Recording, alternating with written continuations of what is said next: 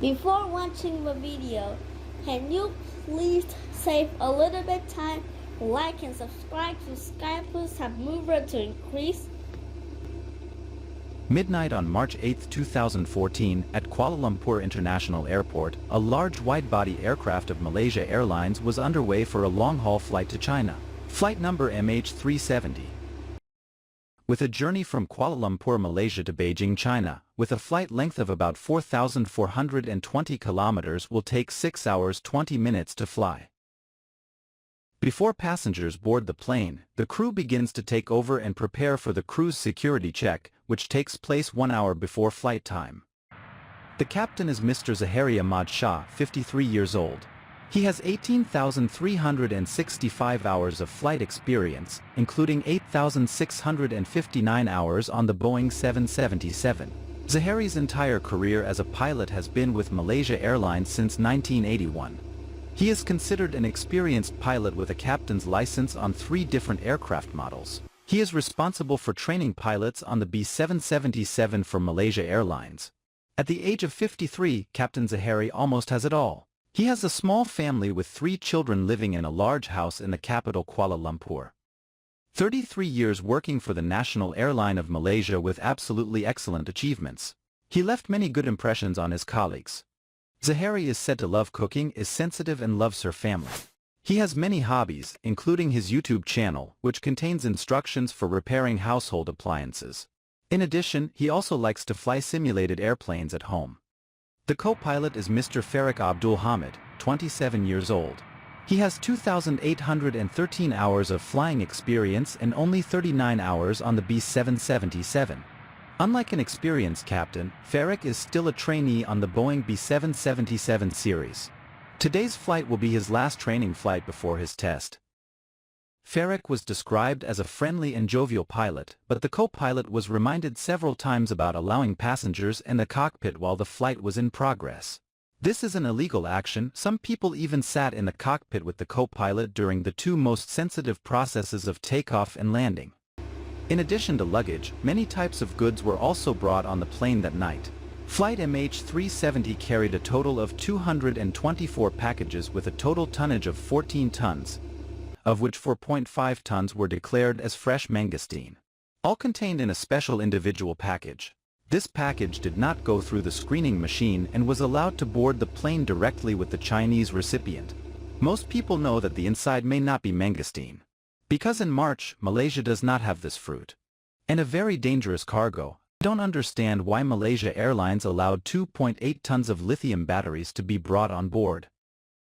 On September 3, 2010, a cargo plane operated by UPS Airlines crashed in Dubai due to a lithium battery fire in the hold. After the accident, lithium batteries were banned from being carried on planes. Meanwhile, the MH370 is a passenger aircraft but still deliberately carries a large amount of this dangerous cargo.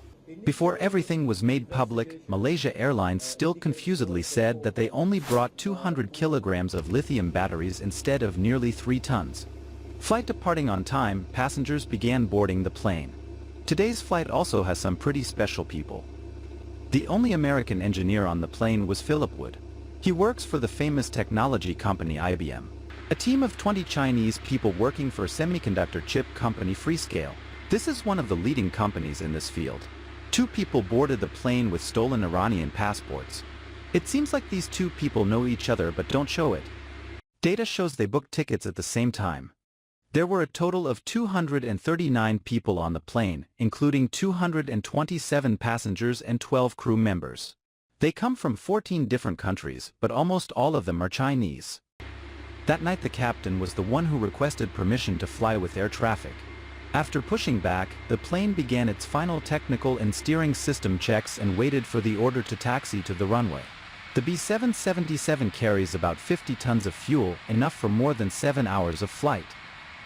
The flight was operated by a Boeing B777-200ER aircraft with registration number 9M, MRO.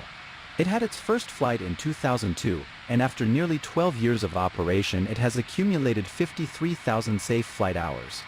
The Boeing B777 was put into mass production in 1993 and quickly dominated the market and became the best-selling twin-engine wide-body aircraft of all time. Boeing B777 is a friendly and high-quality aircraft. There have not been any serious accidents related to technical errors on the B777. Not long after, MH370 received ATC's order to enter the runway. The captain is the person at the helm of the plane taking off. MH370 began complying with all procedures given by ATC. V1. Rotate. Positive brake. Gear up.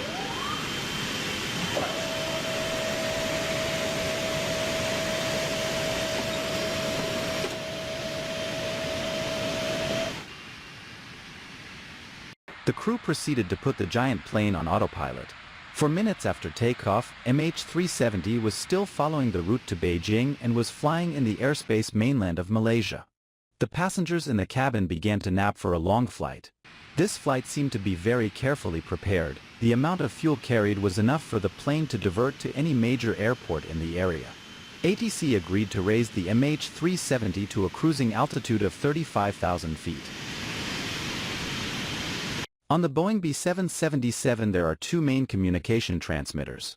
The first is the transponder. This system transmits signals through antennas on the fuselage so that air traffic can locate the location and flight parameters.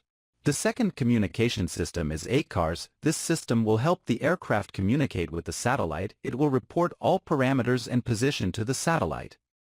Flight MH370 continued to follow its route and entered the East Sea. Nearly 1 hour after takeoff, Flight MH370 reached a cruise altitude of 35,000 feet over the East Sea. The pilots began preparing to leave Malaysian airspace. The East Sea is an area with very large air traffic because it is a bridge connecting many important routes connecting Asia with the world and because it is adjacent to many countries. The East Sea is also where the militaries of many countries such as Vietnam and the Philippines, especially China and the United States, operate, making this area relatively politically complicated. Flight MH370 will have to contact the flight management station located at Tan Son Nhat Airport, Ho Chi Minh City to continue entering Vietnamese airspace. The crew began to cut off contact with Malaysia and was establishing contact with Vietnamese air traffic. Tan Son Nhat International Airport is one of the busiest aviation hubs in Asia due to the high volume of international flights moving through the airspace. After receiving information about Flight MH370, the Vietnamese side is still waiting for contact from this plane. But instead of making contact, suddenly the plane's transponder was turned off. The turned-off transponder meant the plane would not be able to communicate with air traffic. However, the aircraft still sends data to satellite thanks to ACARS. Due to the transponder being turned off, Flight MH370 disappeared from the radar screens of Malaysian and Vietnamese air traffic. Tan Son Nhat's air traffic controller felt something was wrong. They asked nearby planes to try to contact MH370 via the emergency frequency, but what they received in return was a terrifying silence. There is a signal but no one answers. The satellite in space continues to receive the location of MH370, followed by technical indicators. Everything is completely normal but something continues to go wrong. To turn off the ACARS satellite communication system, someone needs to crawl into the electrical room on the plane's floor through a hatch near the flight attendants' workplaces. It seems like someone did that, especially this person even knew which one to turn off among hundreds of computers. ACARS was turned off, but the person who turned it off was negligent and could not turn it off completely. Part of ACARS remains active to send out pings. Even though don't have as much data as before, this ping means that I still exist. More than 15 minutes after losing contact with MH370, Tan Son Nhat's air traffic controllers seemed to be sitting on fire. At 1:38 a.m., Tan Son Nhat informed Malaysia that the last time they saw MH370 was at the Baitad reference point. Malaysian air traffic also launched a search effort, but only by normal communication. On August 14, 2005, Helios Airlines Flight 522 lost contact due to oxygen depletion in the cabin, causing all passengers on board to lose consciousness. Very quickly, the Greek Air Force deployed fighter jets to hunt down the plane to prevent terrorism. Although Flight Helios 522 crashed after running out of fuel, the Greek Air Force's efforts to control the situation were very professional and timely. Strangely, the Malaysia's air traffic controller just sat and watched, with absolutely no resistance to call the Air Force into action. At this time, MH370 is being tracked by military radar of countries in the region, and MH370 is seen as an enemy aircraft on the screen. The Boeing B777 decided not to enter Vietnam's airspace. It began to turn left nearly 100 degrees. This turn was definitely done by autopilot because the plane's altitude remained almost unchanged. Someone moved direction MH370 purposefully. Whether passengers know that their plane is changing direction or not because the flight navigation map is often on the screen in front of them. MH370 returned to Malaysian airspace, heading towards the mainland. Suddenly, a cell phone base station received an outgoing call signal from the co-pilot's cell phone, but due to the high altitude, the signal was not strong enough to reach the recipient. The co-pilot's outgoing call failed. MH370 continues to fly on an unknown route at an altitude of 35,000 feet. The plane continued to fly through the Malaysian airlift without encounter any obstacles. More than 2 hours after takeoff, MH370 was flying over Penang Island, the captain's hometown. The plane remained at 35,000 feet and traveled purposefully. Once again the plane turned right along the Andaman Strait out into the Indian Ocean. MH370 traveled another 370 kilometers from Penang Island when it lost contact with Malaysia's military radar because it went beyond the zone controlled by the Malaysian Air Force. Beijing International Airport, China, one of the largest airports in size and passenger traffic in the world. Relatives of hundreds of passengers are waiting at the exit hoping to reunite for a perfect Tet holiday. But after waiting for a long time, they still couldn't see their loved ones. Instead, there was a red line on the flight information board. People are starting to panic, but they still look forward to holding hands with their loved ones to go home. That morning, the pings from MH370 were sent to the satellite. The plane is still sending signals to satellites that mean the plane is still flying somewhere on Earth, but it will definitely run out of fuel in the next few minutes. Flight MH370 never landed at China's Beijing International Airport.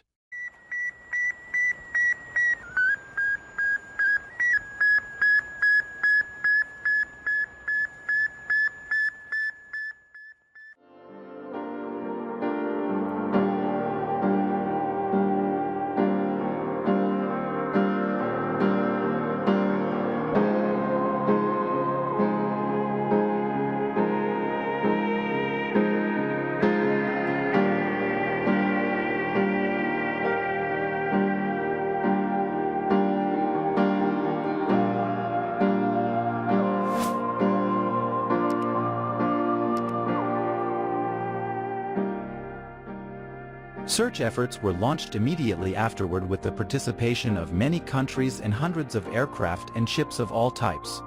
To date, MH370 has not been found. The accident has become an unsolved aviation mystery of the 21st century. The Malaysian government along with foreign investigators investigated the accident. The investigation includes the participation of the FBI. Inmarsat satellites believe that MH370 crashed somewhere in the southern Indian Ocean, a remote area where storms occur almost daily. Billions of dollars have been poured into the search for MH370 but still to no avail. What could cause a large aircraft like the Boeing 777 to disappear without a trace? The FBI believes that Captain Zahari intentionally hijacked the plane and crashed into the sea. But this hypothesis is still controversial because the captain had a very fulfilling life. In Home Simulator, the captain had long flights across the Indian Ocean. At the same time, they realized that the captain was practicing landing the Boeing B777 on very short runways. 2 Iranians who boarded a plane with stolen passports have been investigated as not being linked to any terrorist organization. 20 Chinese engineer and Philip Hood are the people who are qualified to turn off the ACART satellite communication system, because they are both high-tech people. ACART communicates with Inmarsat satellites. The plane is manufactured by Boeing. Are these two companies involved in MH370? If the ACART is turned off on the plane, the person who turns it off is really good because turning off the ACART is not simply a matter of flipping a switch. Malaysia Airlines has put profits first, leaving a plane waiting for passengers carrying more than 2 tons of lithium batteries. If there was a fire or explosion incident, why did the plane not contact ATC but instead flew continuously for hours? And one of the biggest mysteries is that the package is said to contain 4 tons of mangosteen. Investigators are certain that mangosteen is not available in Malaysia at this time. So what's inside and why is this package prioritized for not having to go through the scanner? Even though they were compensated up to $1 million per person, the victims' families did not agree because what they needed was the truth. Is what Inmarsat provides about the flight path of the MH370 completely accurate? A giant plane, but only 27 pieces of debris were found and confirmed to be from MH370.